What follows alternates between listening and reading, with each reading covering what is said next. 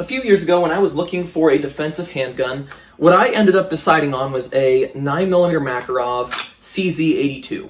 This is a double stack Makarov, and it has a number of modern controls such as a modern slide release, modern magazine release, and an ambidextrous safety.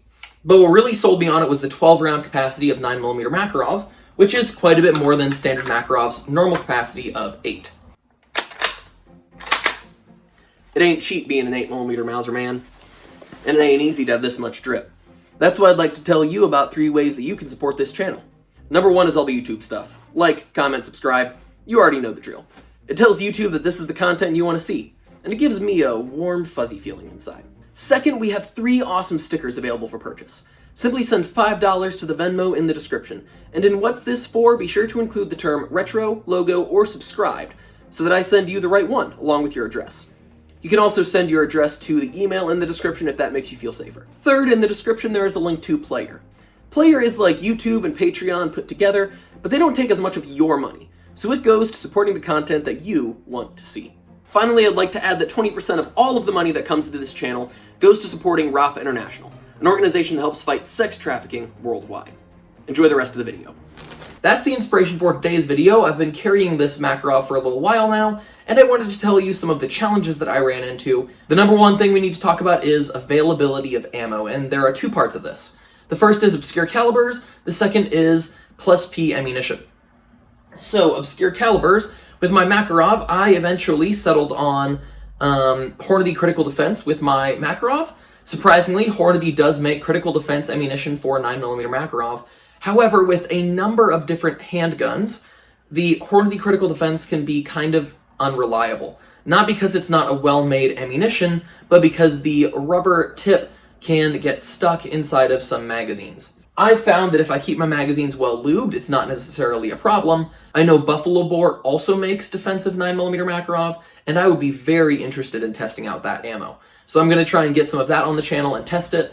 I also know PPU has a defensive 9mm Makarov, but in my testing, as well as some videos I've seen, it doesn't perform very well. It is hard to find quality defensive ammo in your surplus handguns, especially if they have obscure calibers. The second thing you need to think about is +P ammo safe?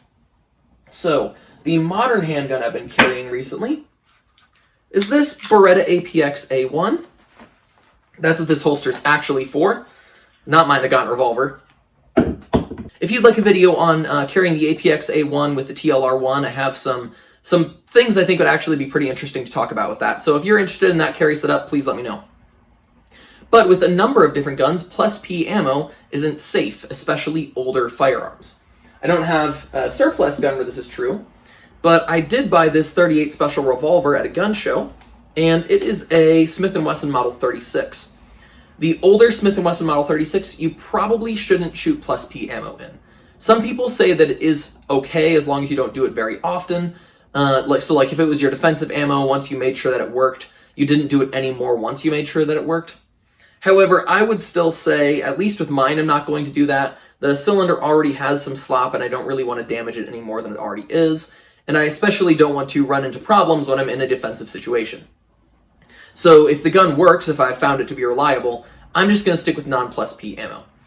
In some instances, the +P ammo is better and better suited for defense. I know with 9mm, +P ammo is generally speaking going to perform better. So there are some reasons to use +P ammo, but you probably shouldn't with especially older military surplus firearms. So if you really like one particular loading and you have a 9mm surplus handgun, you should make sure that it's safe before you use that +P ammo in that handgun. If it's not, there are plenty of perfectly safe rounds, they're just not +P. So if you want to use +P, that's something you should be aware of. And then finally, you should make sure that your carry ammo is reliable in your gun. Some older military surplus guns were only meant to shoot FMJs. Something like this APX A1, it will work well with anything, but if you have a older 9mm handgun, it might not work as well with different hollow point ammunition. It might need FMJs in order to cycle reliably just because it's an older design and it was made for those FMJs. Or you might just need a different shape of hollow point. The second thing we need to talk about, though, is holsters. Holsters can be a complicated subject when it comes to military surplus firearms. Now, I got lucky, and there is a eBay page that makes specifically Kydex holsters for the CZ82. I've been using this holster for a while, and I actually really like it. I find it to be pretty comfortable. This part right here is kind of sharp, and when I carry appendix like this, especially when I'm sitting down, that sharp part can kind of stab into my leg, and after a while it can get a little bit uncomfortable. It's not always a problem, but it's just something that can be a problem for me with this holster sometimes. However, if you want to find an inside the waistband holster, you might really struggle with some guns. I did manage to find a inside the waistband holster for a Tokarev. You're not going to be able to find something like it for this Nagant. I also checked Walther P38s and I wasn't able to find anything, but you would probably be able to find ones for something that's a little bit more popular, like a high power. So it really depends on the gun, but before you get a surplus gun, if you're planning on carrying it, you should make sure that you can find a holster that you like. Also, with most surplus guns, you're probably not going to be able to find branded holsters. For example, if you really like the T-Rex Arms sidecar, you're not going to be able to find a T-Rex Arms sidecar for a CZ82, maybe even some other handguns that are more popular. You just won't be able to find them. The third thing I'd like to talk about is magazines. If you want to have a number of different magazines for whatever reason for your carry gun, sometimes with some guns, magazines are somewhat rare, kind of hard to come by, maybe a little bit more expensive. That's especially the case with the CZ82. There are modern commercial magazines that everything I've read on them, they just aren't reliable.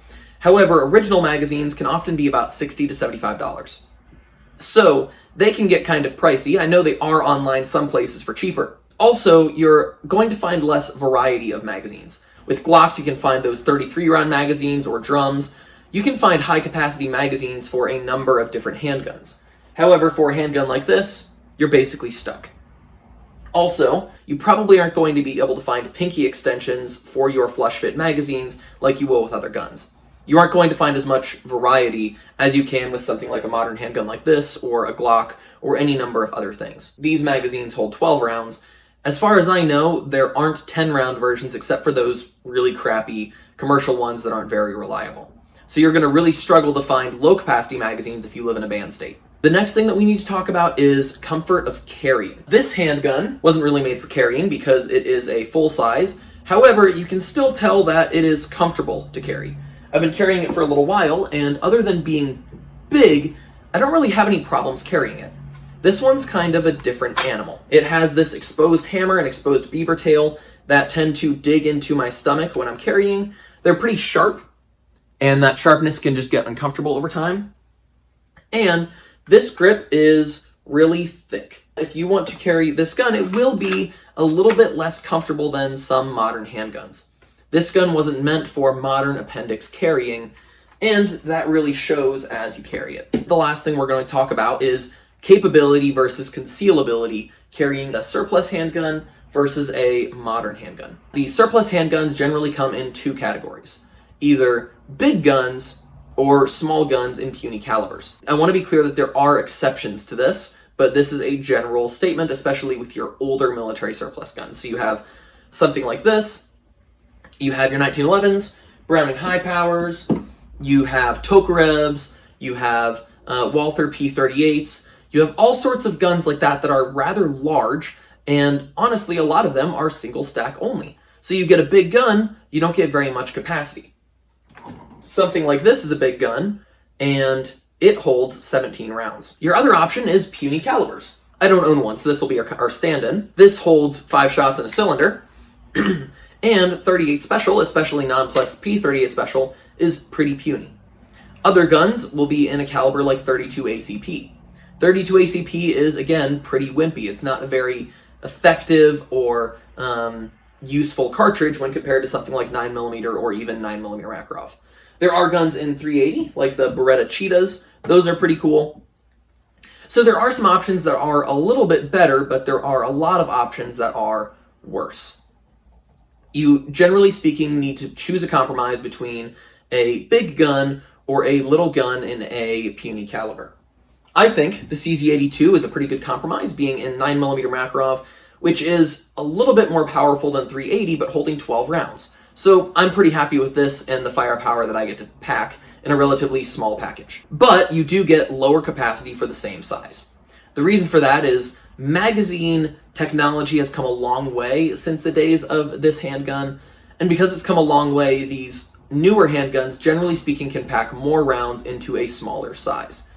In some instances, there are modern magazines you can buy that solve this issue. I believe that's the case for the high power. I think there's high power magazines that hold 15 instead of 13, but don't quote me on that. But generally speaking, you are going to get a lower capacity for a handgun that is the exact same size. This gun is almost the exact same size as a CZ75 compact, and it holds 12 rounds in a magazine instead of 15, and 12 rounds of 9mm Makarov versus 15 rounds of 9mm Luger. That is a serious difference in firepower for two guns that are basically the exact same size. There's other comparisons like a Glock 19. I'm sure if you compared it to a P365, a 365 might actually be smaller than this handgun. So this handgun is not giving me quite as much firepower for the same size as other handguns, and since it has a steel frame, it is definitely heavier. Another thing that goes along with that capability issue, the CZ82 has no way to mount a light on it, and of course there are modern handguns that can't mount lights on them, but there are other handguns too that can mount a light. Recently, like I said, I've been carrying this Beretta APX A1. This gun is definitely big, and that is an issue. It definitely is not a gun I might carry all summer long, but as we're getting into the winter and the fall, it is a pretty good gun to carry. And in my modern holster, it still basically disappears. Nobody knows I have it, but this is a lot more capability than a gun like that, and it even has a light if I'm in a situation where I need a flashlight. That being said, I hope you enjoyed this video. I hope this is helpful to you if you are considering buying a handgun like this for carrying. I still really like carrying this handgun. It just definitely has some trade-offs that need to be considered. I am 8mm Mauser Man, and I am happy that my state finally passed constitutional carry, but I lived on. Which proves it's hard to get the best of a man named John. Big John. Big John.